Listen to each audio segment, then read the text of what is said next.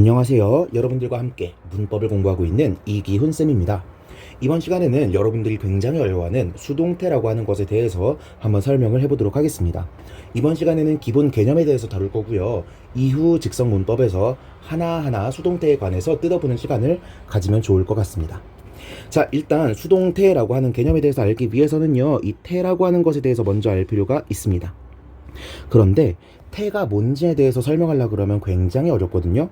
그래서 저는 어떤 걸 추천드리냐, 태의 종류에 대해서 먼저 파악하시는 걸 추천드려요. 자, 태라고 하는 건 두 가지 종류가 있는데요. 첫 번째, 능동태라는 게 있고요. 두 번째, 수동태라는 게 있습니다. 자, 그런데 재밌는 사실이 뭐냐면 여러분들이 문법책을 한번 펴보세요.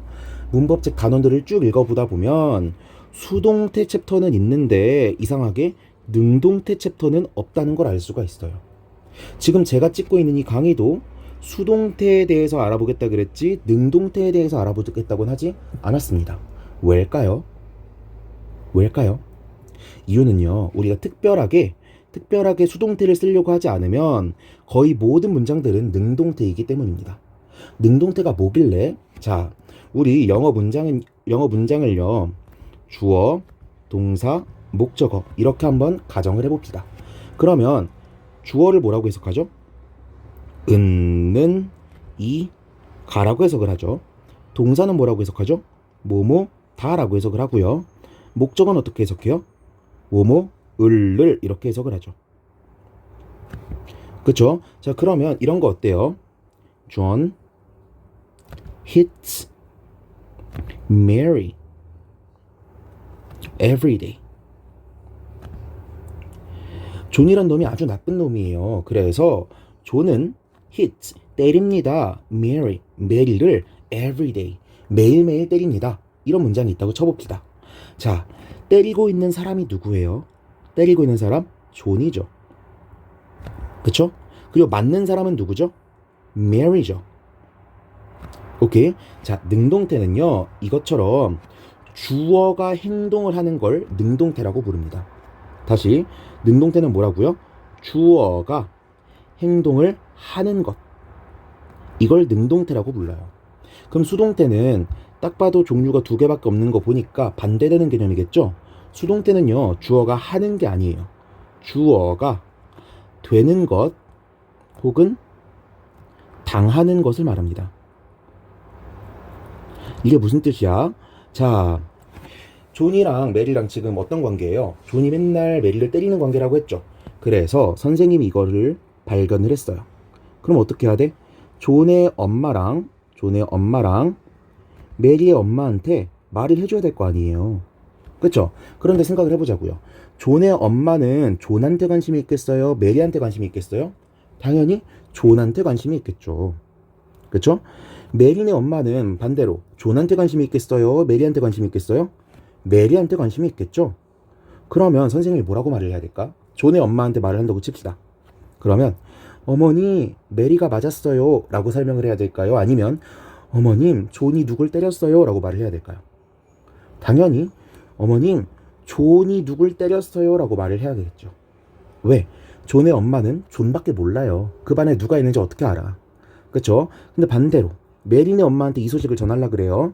그러면 메리네 엄마는 누구한테 관심이 있다고? 메리한테 관심이 있다고.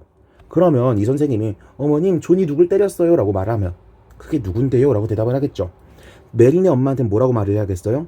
어머님, 메리가 누구한테 맞았어요 라고 말을 해야 된단 말이에요. 그쵸? 존이 누굴 때렸어요. 메리가 누굴 때렸어요.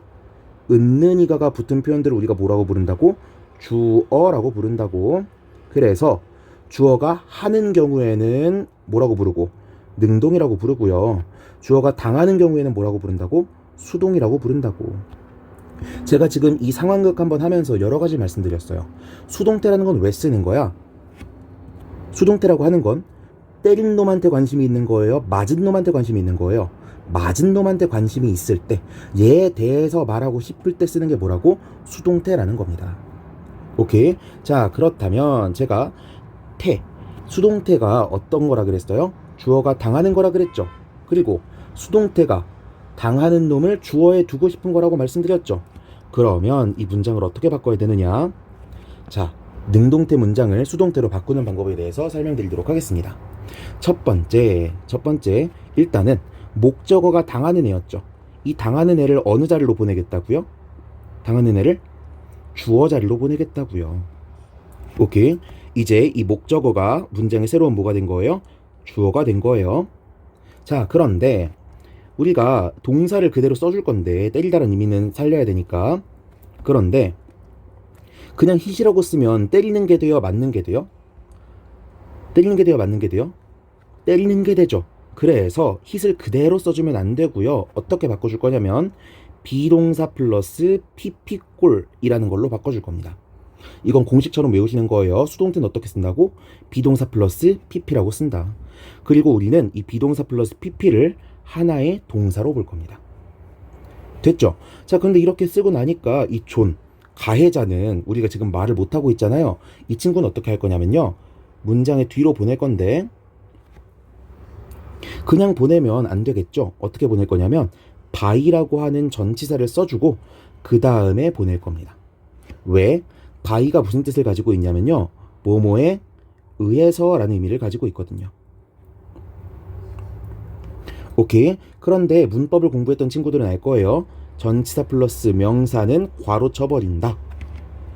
됐죠? 자, 그러면 우리 한번 봅시다. John hits Mary every day 라고 하는 문장이 지금 어떻게 바뀐 거예요? Mary is hit by John. 여기 하나 남은 게 있으니까 얘는 어떻게 해버리면 될까? 그대로 밑으로 내려주는 겁니다. 그러면 every day 이렇게 써주게 되겠죠. 오케이. 다시 수동태를 만드는 방법에 대해서 다시 한번 정리할게요. 첫 번째 어떻게 한다고? 목적어였던 친구가 이제 주인공이 돼야 돼. 그래서 목적어를 어느 자리로 보내? 주어 자리로 보낸다고요. 두 번째, 동사를 그대로 써줘버리면 그냥 때린다가 되니까 어떻게 한다? 동사를 형태를 바꿔준다고요. 어떻게? 비동사 플러스 pp로. 그리고 원래 있던 주어는 가해자였죠? 그래서 얘를 어떻게 시켜버린다고? by를 붙여서 문장 뒤로 보내버린다고요. 그리고 뒤에 남는 게 있으면 그대로 써주는 거고요. 오케이. 그래서 새롭게 바뀐 문장을 한번 써보면 Mary is hit by John every day. 이렇게 된다고요. 됐죠? 자, 그러면 이제 바뀐 문장을 새롭게 한번 분석을 해볼게요. 자, 메리가 이제 새로운 주어가 된 거죠. 그리고 제가 비동사 플러스 pp를 한 번에 묶어서 뭐라고 본다 그랬어요? 동사로 본다 그랬고요. 전치사 플러스 명사는 그냥 괄호 쳐버린다. everyday 같은 부사도 그냥 괄호 쳐버린다. 이렇게 완성이 되는 겁니다. 됐죠? 해석은 어떻게 하면 될까요? 메리가 is hit. 그럼 뭐라고 해석해야 될까? 때리는 걸 당하면 뭐예요? 맞는다가 되겠죠. 누구에 의해서? 존에 의해서 매일매일 이렇게 되는 겁니다.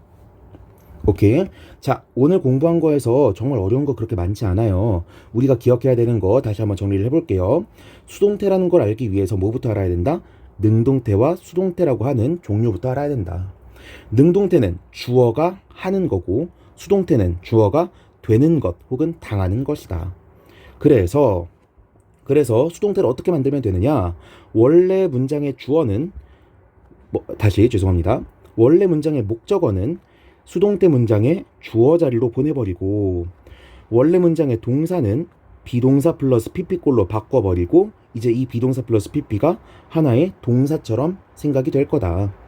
마지막으로 주어 자리에 있던 친구는 by라고 하는 전치사를 붙여서 문장 뒤로 보내고 만약에 문장에 주어 동사 목적어 말고 더 남는 게 있었다면 그대로 써주기만 하면 된다라는 겁니다. 오케이. 마지막으로 해석은 어떻게 한다고요? 주어가 is hit 맞는다 때리는 것을 당하는 거니까 맞는다 by John 존에 의해서 이렇게 해석을 하면 된다라고 했습니다. 됐죠? 자, 수동태가요 얕게 파면 얕게 팔수록 정말 그렇게 어렵지 않은 친구인데 조금 더 깊게 파기 시작하면 그리고 문법 문제를 풀기 시작하면 조금 어려울 수 있는 친구거든요. 그래서 다음 시간부터는 수동태가 어떻게 어려워질 수 있는지 그리고 수동태의 문법적인 특징이 뭔지에 대해서 차근차근 설명해보는 시간을 가져보도록 하겠습니다. 자, 이번 강의가 도움이 되셨다면 좋아요와 구독 눌러주시고요. 다음에는 조금 더 유익한 강의로 여러분들을 찾아뵙도록 하겠습니다. 수고하셨습니다.